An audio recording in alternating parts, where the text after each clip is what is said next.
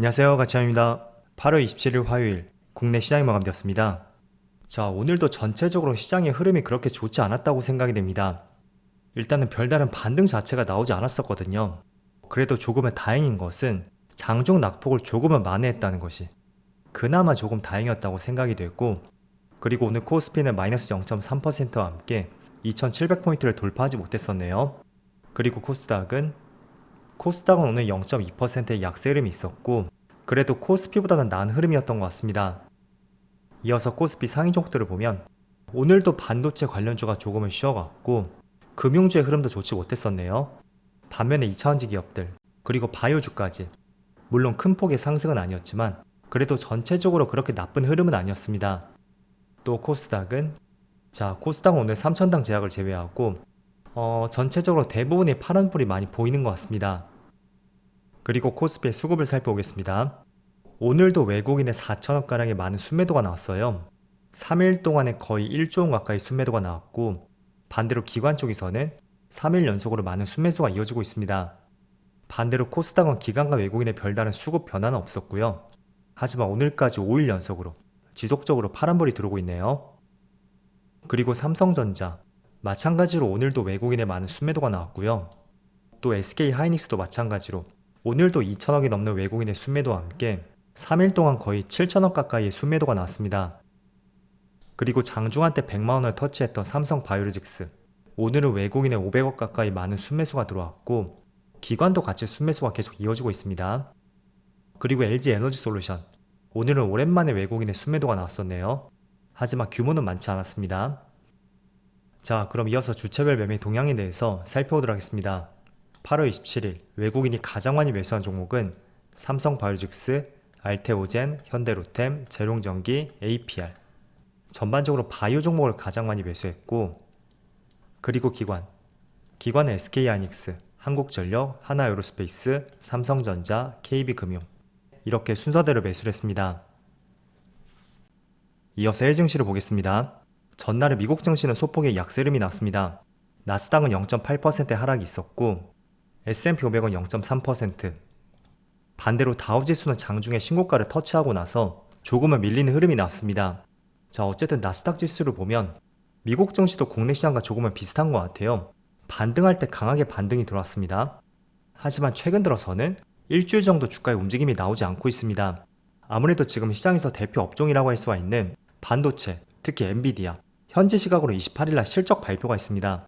그래서 그 실적 발표를 앞둔 시점에서 재료를 기다리고 있다고도 할 수가 있고요. 그리고 실적 발표가 현지 시간으로 28일인 만큼 국내 시장으로는 29일 목요일 오전, 그쯤에 미국 시장 시간 외에서 실적 발표가 있을 거예요. 그래서 아마도 그런 부분이 국내 시장에 반영이 된다면 국내 시장은 목요일 오전장부터 주가에 본격적으로 영향을 미치겠죠.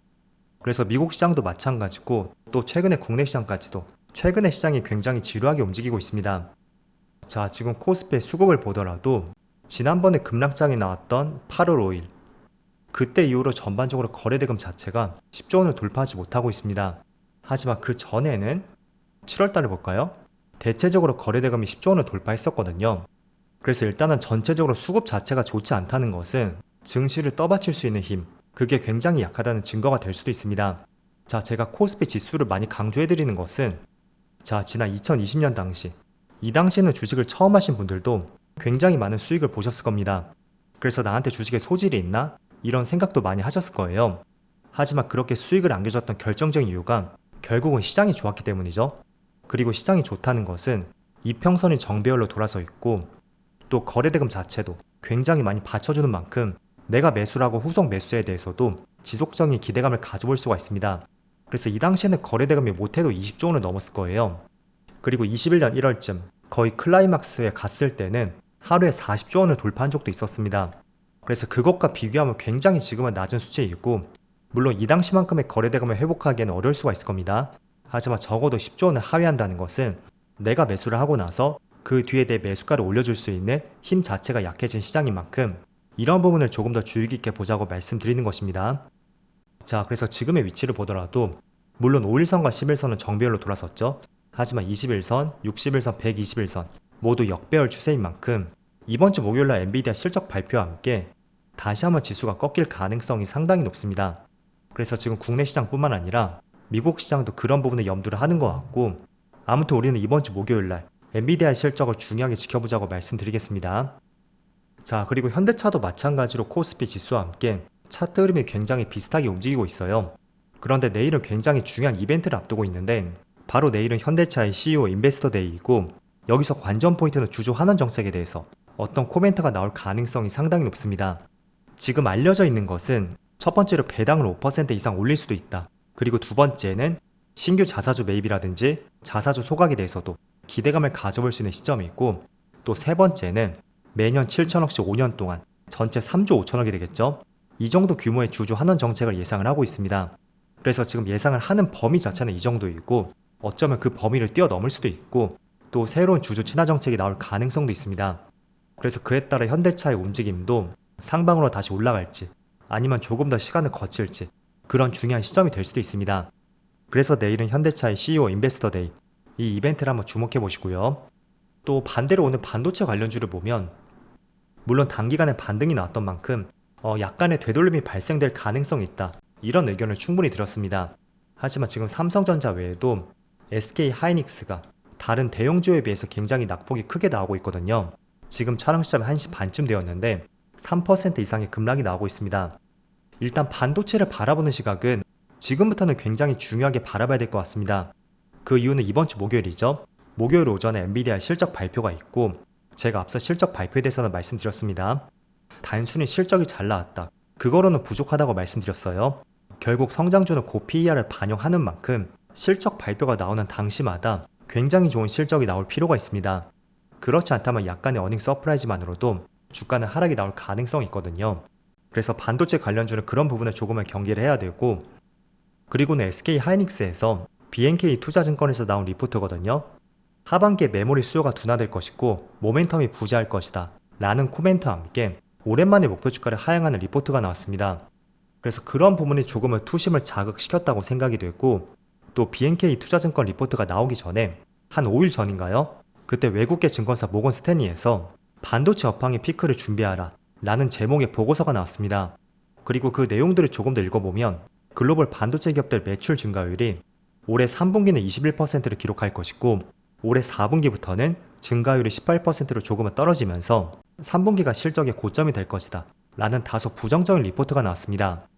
물론 모든 결과는 지나고 나서 알 수가 있습니다. 그렇지만 우리가 조금 더 포커스를 맞춰볼 수 있는 것은, 일단은 오랜만에 목표 주가 하향 리포트가 나왔고, 또 외국계 증권사인 모건 스탠리에서도 피크아웃을 준비하라는 의견이 있었잖아요. 그래서 그런 부분은 그냥 지나치기에도 다소 껄끄러운 내용이라고 생각이 됩니다. 그래서 이번 주 목요일에 엔비디아의 실적 발표와 함께 정말로 실적이 예상치를 하회한다든지, 또는 예상치를 부합하면서 앞으로의 기대감을 다소 줄일 수 있는 실적이 발표가 된다면, 조금 전 이런 내용하고 BNK 투자증권의 목표 주가 하향이라든지, 또는 모건 스탠리의 피크아웃을 준비하라, 그런 내용들이 반도체 업황으로 하여금 투심을 상당히 위축시킬 수도 있을 것 같습니다. 그래서 지금부터는 반도체 관련주에 대해서 조금 더 디테일하게 내용들을 찾아보시면 좋을 것 같습니다. 자, 반면에 반도체 관련주, 이 업종들의 주가가 만약에 꺾인다면 다른 한편으로 관심을 가져볼 수 있는 업종, 저는 첫 번째로 2차원지 관련주, 특히 배터리 셀 기업을 중심으로 관심을 가져볼 수가 있고, 또 제약바이오 업종도 마찬가지로 꾸준히 관심을 가져볼 수가 있습니다. 이거는 8월 1일부터 26일까지 이번 8월 한 달 동안의 데이터를 나타낸 것인데, 코스피는 전체적으로 마이너스를 기록했죠. 하지만 바이오 지수라든지 헬스케어, 의약품 모든 업종들은 빨간불을 기록했습니다. 그래서 반도체 주가가 조금은 꺾인다면 다른 대안으로 생각해 볼 수 있는 것은 첫 번째로 바이오 종목이 될 수가 있고, 또 두 번째는 최근에 조금은 저점에서 반등이 나오고 있는 2차원지 배터리 셀 기업들, 그쪽도 충분히 관심을 가져올 수가 있습니다. 일단 바이오 관련주는 대표적인 성장주로 분류가 됩니다. 그래서 투자를 많이 하는 기업들이라고 할 수가 있고, 그렇다는 것은 금리가 인하가 된다면 상당 부분 이자가 줄어들 수가 있겠죠. 그리고 최근에 실적도 받쳐주고 있는 만큼 최근에 시장이 지지부진하고 또 거래대금도 실리지 않은 그런 시점에서 최고의 대안이 될 수도 있다고 생각이 됐고, 특히 삼바 같은 경우에는 오늘 장중한때 역사상 처음으로 100만원도 돌파했습니다. 자, 그래서 지금 코스피 지수와 정확하게 반대로 움직이고 있죠. 8월 초에 코스피가 한 차례 저점을 찍었을 때 2주 동안 코스피는 반등이 나왔습니다. 하지만 이 종목은 오히려 7일 연속으로 파란 음봉이 들어왔고, 최근에 코스피가 조금은 지지부진하니까 다시 한번 올라가는 흐름이 나오고 있습니다. 그래서 혹시나 이번 주 목요일날 엔비디아 실적 발표와 함께 다시 한번 시장 전체가 파란불로 바뀐다면 당분간은 제약바이오 업종을 조금 더 집중을 해보시고요. 또 그 틈에 2차전지 배터리 셀 기업들 더 이상 주가가 빠지지 않는 흐름이 나온다면 분명히 이쪽도 계속 관심을 가져볼 수 있는 업종이 될 수 있다고 말씀드릴게요. 자, 그럼 오늘도 늦은 시간까지 수고 많으셨고요. 저는 내일 영상에서 다시 찾아뵙도록 하겠습니다. 모두 즐거운 저녁 되세요. 감사합니다.